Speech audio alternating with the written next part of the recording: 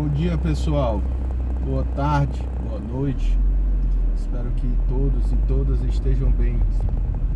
Depois de muito tempo gravando um vídeo de viva voz, né?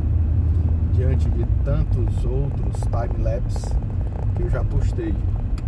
Curti essa parada do time-lapse, acho uma proposta interessante, porque tem condição de capturar uma série de imagens, uma quantidade de imagens muito grande a respeito daqueles momentos que porventura a gente esteja vivenciando ou esteja porventura enfrentando, né?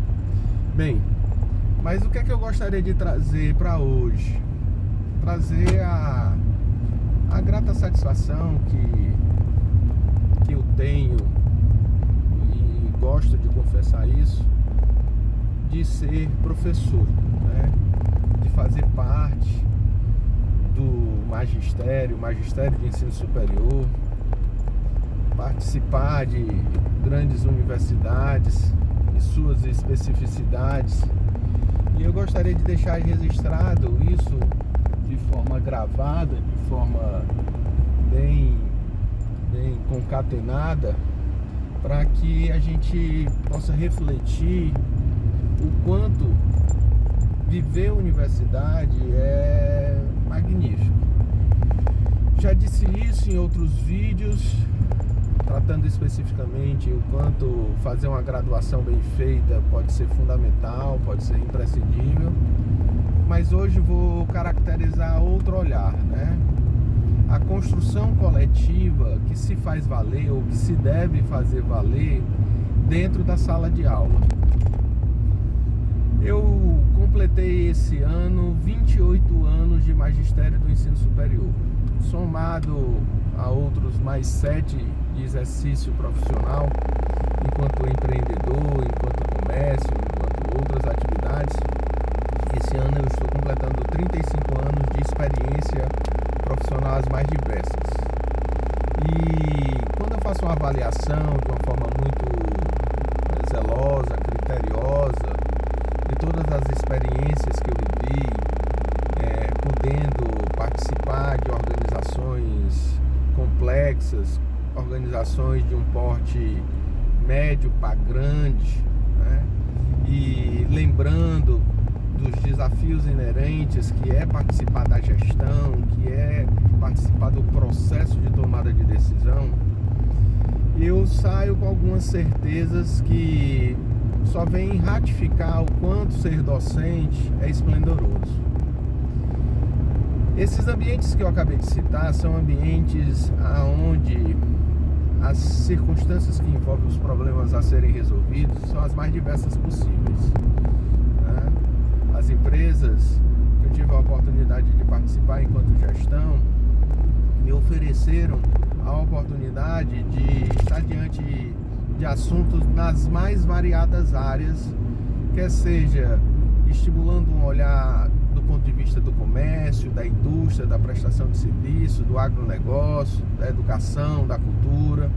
Bem, tudo isso fez com que essas várias oportunidades, essas várias situações onde questões de enfrentamento de problema precisavam ser resolvidas, mostraram que nós temos que ter uma capacidade analítica, uma visão um pouco mais ampliada, global e sistêmica, porque se não for desse jeito, a leitura que porventura a gente venha fazer desse cenário, dessa conjuntura, acaba deixando passar despercebido questões que, quando vão lá para o final da equação, podem comprometer a nossa tomada de decisão. Mas por que eu estou fazendo essa pequena introdução?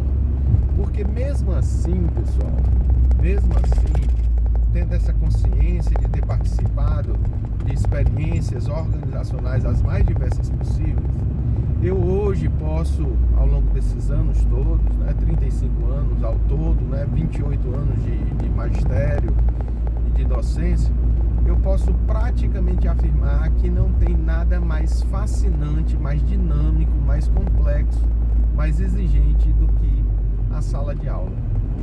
Porque a sala de aula é um ambiente que, para ser construído dentro da forma mais cabível, mais coerente possível, precisa envolver um preparo, uma construção de conhecimentos, de informações, de conhecimento e de raciocínio, que, ao ser elaborado, tem que tentar gerar pertinência, identidade, significância e diálogo do porquê das coisas, né? A sua aplicabilidade, mas as questões que envolvam os conceitos, as ideias, a essência enquanto filosofia de ser das coisas. Então, quando a gente põe isso num bojo muito turbinado, porque eu tenho, ao longo desses anos, o privilégio de estar em sala de aula com, às vezes, 30, 40, 50 ou até 60 outras pessoas, isso gera um potencial sinérgico tão grande, tão grande, tão grande, que faz com que eu possa justamente afirmar que viver sala de aula é viver um dos ambientes, se não for o mais, ambiente desafiador que nas relações profissionais e pessoais alguém pode ter o privilégio de participar. Mas esse ambiente, ele se torna desafiador porque, diferente do que muitos possam achar, o papel docente na sala de aula é de mediação, é de provocação, é de facilitação do que porventura esteja sendo tratado.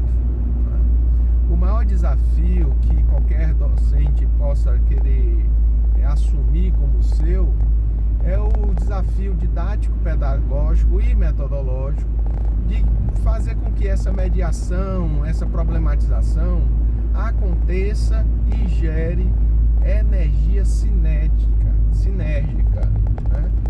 Energia sinérgica porque a partir do momento que os outros que estão fazendo parte desse ambiente, os estudantes que estão compondo esse ambiente de sala de aula, tracem ou percebam que os objetivos que foram estabelecidos são os mesmos, né? Você gera um processo de ensino e aprendizado coletivo fenomenal. Então, quando eu faço esse tipo de leitura, quando eu faço esse tipo de relato de experiência ao longo de todos esses anos, eu posso sim categoricamente afirmar que o ambiente de sala de aula é o ambiente da plenitude, aonde a intelectividade humana, aonde o conhecimento humano pode tomar dimensões assim fenomenais. Lógico que eu estou partindo do pressuposto que, enquanto docente, nós vamos assumir uma postura de construção coletiva. A gente sabe que alguns docentes mantêm uma postura distanciada, que na minha opinião é equivocada, e se colocando nessa postura distanciada, raciocinam que o processo é de ensino para alguém que está aprendendo. Eu, porventura, desmistifiquei isso já há muito tempo, né? Às vezes eu sinto que quando eu estou em sala de aula eu estou muito mais aprendendo do que, porventura, tentando levar ou tentando traduzir em palavra ou em conteúdo ou em competências, né? Ou em habilidades, algo que possa ser tratado dentro de estruturas de disciplinas, de currículos. E aí, toda sala de aula onde essa construção coletiva se efetiva, a gente tem momentos que parecem que fluem de uma maneira que a gente nem percebe, né? Então, viver a universidade, vocês sabem, os que me conhecem sabem que eu vibro muito. Viver sala de aula é algo que se materializa, se subsidia na perspectiva de ratificação desse contexto maior, mas desde que o espaço de sala de aula seja um espaço de construção coletiva. E por que eu enfatizei isso 2, 3 vezes só nesses últimos 2, 3 minutos? para fazer com que, enquanto estudante, os que estão comigo nesse semestre, os que estiveram comigo em semestres passados, criem essa consciência do quanto é importante a participação em sala de aula. Lógico que participação positiva, construtiva, bem direcionada no que diz respeito à própria estrutura das questões e dos assuntos que estão sendo tratados, né? Porque quando existe essa sintonia de objetivos ou de atitudes, todos literalmente saem ganhando muito, muito, muito, muito. A outra questão também é que, como hoje nós estamos muito seduzidos por vários outros impulsos, né? E a gente não desliga do celular, a gente não tira da mão o celular. Uma grande mudança que eu presenciei nesses últimos 10 anos é que a quantidade de estudantes que estão no ambiente de sala de aula com os seus telefones na mão e dedicando muitas vezes mais atenção aos seus telefones, acaba de certa forma podendo comprometer seriamente esse processo de construção coletiva. Então, olha só, chego aqui para dizer que não existe ambiente mais esplendoroso em termos de construção de conhecimento do que o ambiente de sala de aula, vírgula, desde que os que estejam envolvidos assumam compromissos, pactuem compromissos de convergência na direção de definir objetivos de ensino e aprendizado, aonde todos podem estar ensinando, aonde todos podem estar aprendendo.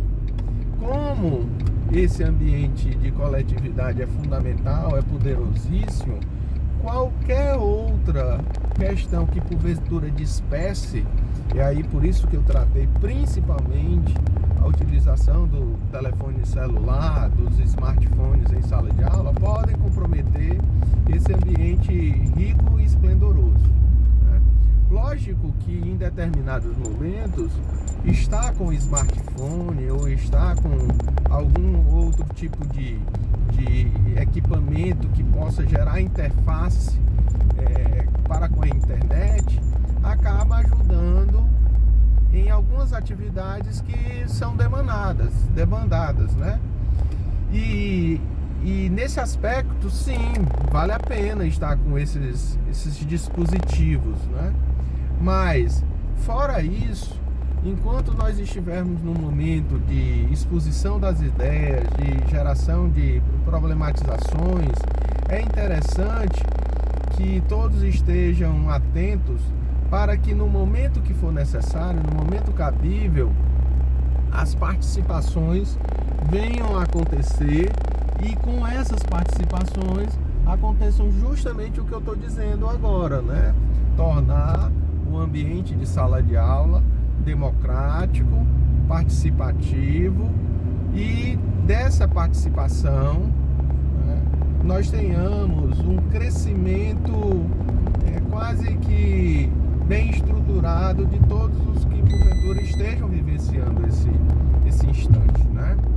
E dizendo isso, eu arremato todas essas questões dizendo que do mesmo jeito que nós, enquanto docentes, temos que dedicar um tempo muito grande para nos prepararmos para entrar em sala de aula, é aconselhável que dentro das nossas limitações, cada um, sei que muitos não são estudantes profissionais, mas que a gente também faça isso enquanto estudante, né?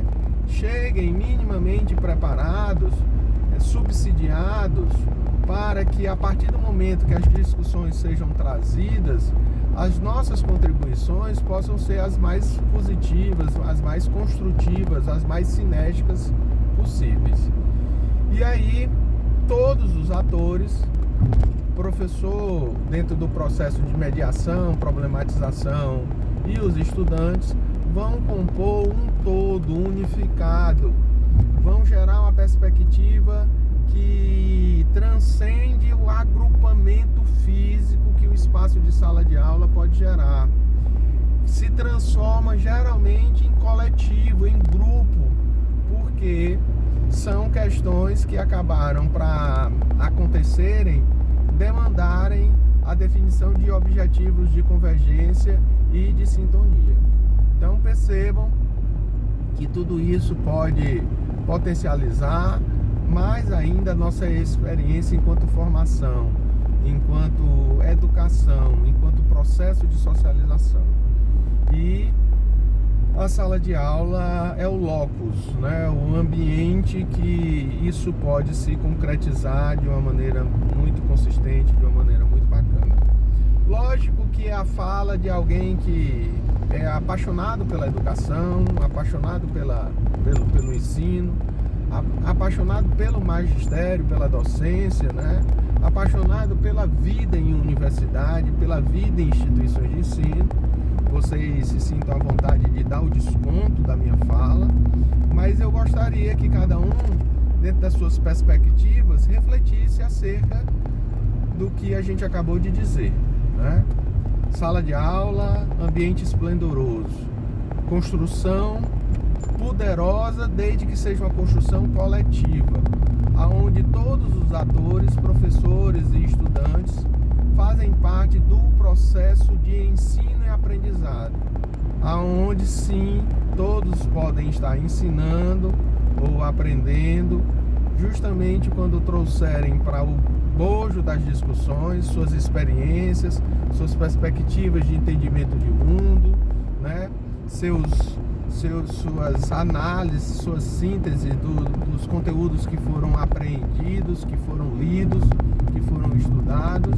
E aí a gente tem um turbilhão, e eu volto para o início do vídeo, que com certeza, na minha opinião, é mais dinâmico, é mais complexo do que todos os ambientes organizacionais que ao longo desses 35 anos eu pude presenciar. Então, quando eu faço uma avaliação, Plácido, qual é o ambiente mais turbinado que você viveu ou vive ao longo da sua experiência profissional? Em vez de dizer que foram os momentos onde eu estava à frente de grandes organizações, ou eu estava diante de possibilidades de tomada de decisão extremamente complexa, sim, esses momentos foram muito bacanas, foram muito importantes para a construção do que eu sou, do que eu tenho enquanto visão de mundo, mas sala de aula, para mim, disparadamente, é o ambiente que mais me estimula, que mais lhe desafia, né? Dito isso, quero agradecer a todos e a todas que estão assistindo os vídeos, compartilhando os vídeos, se inscrevendo. A proposta do canal ela é bem simples nesse aspecto, né? Produzir um conteúdo minimamente cabível, minimamente coerente, para que possa ajudar a todos que queiram refletir sobre questões que dentro da nossa avaliação são questões pertinentes diante de uma vida tão corrida, diante de uma vida tão estressante, fluida ou dinâmica como é a da grande maioria de todos e de todas nós, né? Então, abraço fraterno. Hoje é uma sexta-feira, então gloriosa sexta-feira de muita luz, glorioso final de semana de muita paz. É assim que eu desejo que todos tenham, que todos caminhem pelo agora e pelo sempre, né? Fiquem com Deus, se cuidem e até o próximo vídeo.